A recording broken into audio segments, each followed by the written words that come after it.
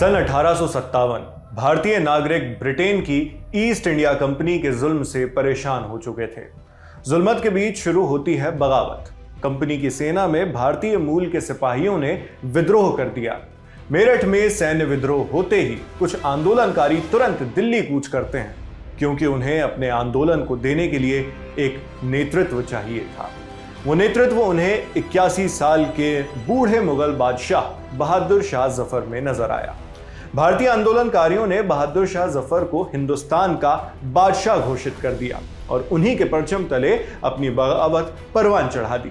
बगावत ब्रिटिश ताकतों को पूरी तरह उखाड़ फेंकने में कामयाब तो नहीं रही, लेकिन बहादुर शाह जफर के बेटों और पोते को सबके सामने दिल्ली गेट पर मार दिया गया। उन्हें देश बदर कर रंगून भेज दिया गया, जहां उनकी मौत हो जाती है। यह हुई बहादुर शाह जफर की कहानी संक्षेप में। अब देखिए ये वीडियो। एक बादशाह की पेंटिंग आपको नजर आ रही होगी। ये पेंटिंग यूपी के जिले गाजियाबाद में मौजूद रेलवे स्टेशन में बनी थी, मगर 18 अप्रैल को वहां हिंदू रक्षा दल के कुछ कार्यकर्ता पहुंचते हैं। प्लेटफॉर्म नंबर 4 पर बनी इस पेंटिंग का विरोध करते हैं, दावा करते हैं कि ये पेंटिंग मुगल शासक औरंगजेब की है और इसलिए उसका वहां से नामो निशान मिटाने के लिए वो लोग वहां पहुंचे हैं। साथ में कालिख भी ले जाई जाती है, जो पेंटिंग पर स्प्रे कर दी जाती है। इसके बाद वहां पर अपनी छाप छोड़ने के लिए लाल रंग से हिंदू रक्षा दल का नाम भी कई दफा लिखा गया। वीडियो आपके सामने है।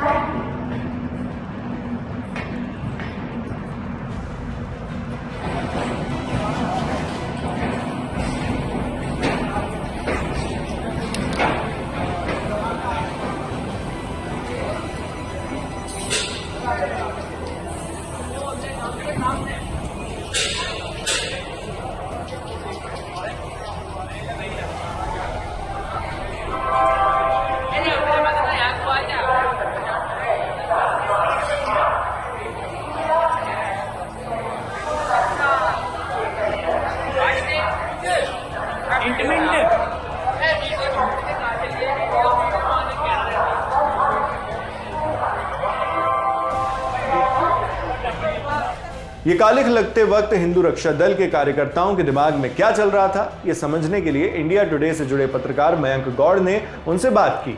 वो इसके पीछे की क्या वजह बताते हैं, सुनिए। हम इस जैसे घटिया इंसान को, बलात्कारी को यहाँ देखना नहीं चाहते भारत के अंदर। जो इसने हमारे पूर्वजों के साथ किया है, जो काशी विश्वनाथ मंदिर इसने तोड़ा है, जो हमारी बहन बेटियों के साथ इसने धर्म परिवर्तन करवाया, सबसे ज्यादा धर्म परिवर्तन करवाए तो इसने करवाए, तो इसे हम भारत में देखने की पसंद करेंगे। नाराजगी ये है, ये इंसान जो है हमारे धर्म के लिए सही नहीं है। इसने हमारे धर्म के लोगों को मारा है, कितने लाखों लोगों को मारा है, कितनी हमारी बहन बेटियों को बलात्कार किया है, हमसे जजिया वसूला है और कितने धर्म परिवर्तन किए हैं हमारे मंदिरों को तोड़कर। इसने क्या चाहते हैं? हम ये चाहते हैं कि इसका नामो निशान हमारे इस भारत की पावन धरती से हटा दिया जाए। ये देश हमारे वीरों का, महाराणा प्रताप, सूरजमल और राम जी जैसे शूर वीरों का है, ना कि जैसे चोरों का। हम इसकी शक्ल भी नहीं देखना चाहते अपने भारत में। सरकार को ये सोचना चाहिए कि हमारे वीरों की तस्वीरों को छोड़कर इस जैसे की तस्वीर यहाँ लगाने का क्या कारण है।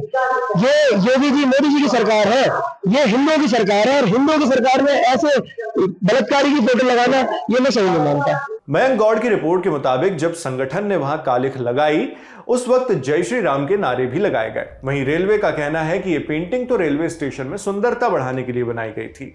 इसी तरह वहां और भी पेंटिंग्स बनाई गई हैं। अब यहां से 2 पॉइंट्स आते हैं। पहला ये कि रेलवे ने रुपए खर्च करके सौंदर्यीकरण के लिए जो काम करवाया, उसे हिंदू रक्षा दल ने खराब कर दिया। और दूसरा ये कि जिसे वो औरंगजेब मान रहे हैं, वो असल में औरंगजेब की पेंटिंग थी ही नहीं। दिल्ली के डिविजनल रेलवे मैनेजर यानी डीआरएम, जिनके अधिकार क्षेत्र में गाजियाबाद रेलवे स्टेशन भी आता है, पुष्पेश रमन त्रिपाठी, उन्होंने इस बारे में बताया। डीआरएम पुष्पेश त्रिपाठी ने यह भी कहा है कि जानकारी संज्ञान में आती है तो इस पर कार्रवाई की जाएगी। बट औरंगजेब की नहीं थी। मुझे तो ये समझ में आया था कि बहादुर शाह जफर की फोटोग्राफ को आप लोगों ने जो 1857 के लड़ाई में काफ़ी अच्छा भागीदारी रही, तो उनके ऊपर आप लोगों ने करके अच्छा नहीं किया। किसी भी चीज़ को पब्लिक प्रॉपर्टी को डिफेस करना तो ठीक नहीं ही है, और हम लोग इस पर अगर कोई चीज़ जानकारी में आते, संज्ञान में आते, उनके अगेंस्ट हम लोग कार्रवाई करते ही करते हैं। यहाँ डीआरएम त्रिपाठी ने कहा कि पब्लिक प्रॉपर्टी को नुकसान पहुंचाना ठीक नहीं है और जिनके बारे में ऐसी जानकारी हमारे सामने आती है उनके खिलाफ वो कार्रवाई करते ही करते हैं।